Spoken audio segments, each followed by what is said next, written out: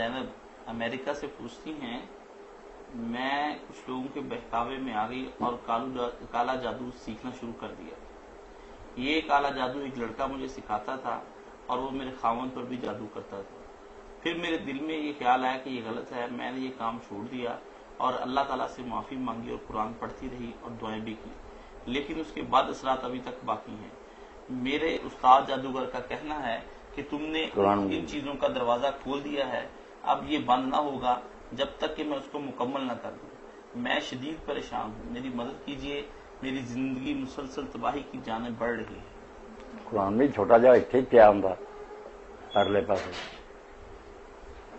نہیں دیا اور چھوٹا قرآن بھی یار اللہ بہن اللہ تعالیٰ کا شکر گزار ہونا چاہیے آپ کو کہ اب بھی آپ احساس ہو گیا کہ آپ جو ہے نا یہ چیز کر رہی تھی جادو وغیرہ، یہ بہت بری بات تھی۔ اللہ نے سحر کو کفر ہی کہا نا، تو اس سے اگر آپ نے نجات پائی اور چھوڑا اس کو تو بہت اچھا کیا، کوئی اثرات بد نہیں رہیں گے انشاءاللہ۔ اللہ فضل کرنے والا۔ قرآن مجید کی آخری 2 صورتیں تو جب نازل ہوگی، پہلے روایت میں آتا ہے کہ نبی علیہ السلام بہت غرض وظیفے کرتے تھے، مگر ان 2 کے نازل ہونے کے بعد قل اعوذ برب الفلق قل اعوذ برب آپ نے سب چھوڑ دیا کہ اب کسی اور استعاذہ کی ضرورت نہیں۔ یہ ہر مصیبت سے پناہ کے لیے اور ہر دشمن جن اور سب سے بچاؤ کے لیے ہتھیار ہے، یہی پڑھتے تھے۔ باقی میں یہ بتا رہا ہوں کہ سورہ الاعراف ہے، 8واں پارہ ہے، 6 رکوع اس کے ختم ہو گئے اور 7واں رکوع شروع ہوتا، اس میں آج پہلے شروع ہوتی ہے ان ربکم اللہ الذی خلق السماوات والارض، یہاں سے شروع ہوتی ہے اور جا کر ختم ہوتا ہے یہ مضمون ان رحمت اللہ قریب من المحسنین۔ 54، 55، 56 یہ 3 آیتیں، یہ آپ روزانہ پڑھ لیا کریں انشاءاللہ۔ سب لوگ ویسے بھی پڑھا کریں، یہ سحر وغیرہ جو ہے نا سفلی عمل کوئی ان کا اثر نہیں ہوگا، اللہ تعالیٰ حفاظت فرمائے گا۔ اور اگر کوئی شخص محسوس کرتا ہے کہ اس کے گھر میں جنات کا کوئی اثر ہے، آوازیں آتی ہیں، کبھی دروازے کھٹکھٹائے جاتے ہیں، اس طرح کی پریشانیاں، تو وہ سورہ آل عمران جو ہے نا، اس میں اللہ کے رسول علیہ السلام پر جو یہ آیت اتری آفا غیر دین اللہ یبغون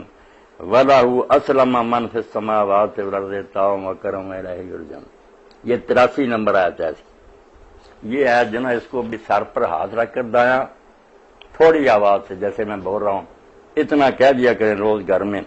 آفا غیر دین اللہ یبغون وَلَهُ أَسْلَمَ مَنْ فِي السَّمَاوَاتِ وَالْأَرْضِ طَوْعًا وَكَرْهًا وَإِلَيْهِ يُرْجَعُونَ۔ بہت زبردست آیت ہے۔ امام ابن تیمیہ رحمۃ اللہ علیہ کے بارے میں آیا کہ جب کوئی شخص آتا کہ میرا گھوڑا جو ہے نا وہ نہیں چلتا، سرکش ہو گیا، بیل نہیں کام کرتا،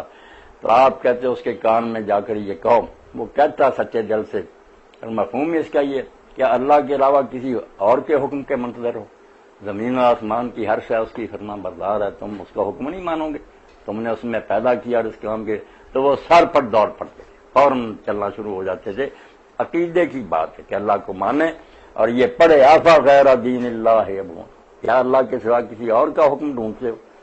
وَلَهُ أَسْلَمَ مَنْ فِي السَّمَاوَاتِ وَالْأَرْضِ، حالانکہ زمین و آسمان کی ہر شے چاروں ناچار اس کا حکم مان رہی ہے اور اسی کی طرف سب کو لوٹ کر جانا۔ تو سورہ اعراف کی وہ 3 آیتیں سحر کے لیے اور یہ جنات کے لیے، یہ میرے بھائی بہنیں نا اس پر عمل کریں انشاءاللہ، اللہ تعالیٰ ان سب کو قابو کر لے گا۔ ایک لوگوں نے بڑی پیاری مثال دی ہے کہ آپ کسی بڑے آدمی کو ملنے جائیں جس نے حفاظت کے لیے کتے رکھے چھوڑے ہوئے، اگر آپ ان سے نبٹنا چاہیں کہ میں آپ کتے کو کسی طرح روکوں تو مشکل ہی ہے، پھاڑ دے گا آپ کو۔ اور اگر آپ آواز دیں چوڑی صاحب میں آ رہا ہوں آپ اس کتے کو ذرا سنبھالیں، اس نے آواز دینی اور ڈبو بیٹھ جائے گا۔ تو یہ سارے کتے جو ہے نا ابلیس ہے اس کے چیلے وغیرہ اللہ کے ہی ہیں، اللہ سے فریاد کریں نا کہ ان کو سنبھال، وہ ان کتوں کو نا پٹا ڈال دے گا۔ ہم خود ہی چارہ کریں کہ ان سے بچے نہیں، ان کو بڑی طاقتیں اللہ نے عطا کی ہیں، ہم ان کا پھر مقابلہ نہیں کر سکتے، اللہ کا کلام ہی ان پر روکتا ہے۔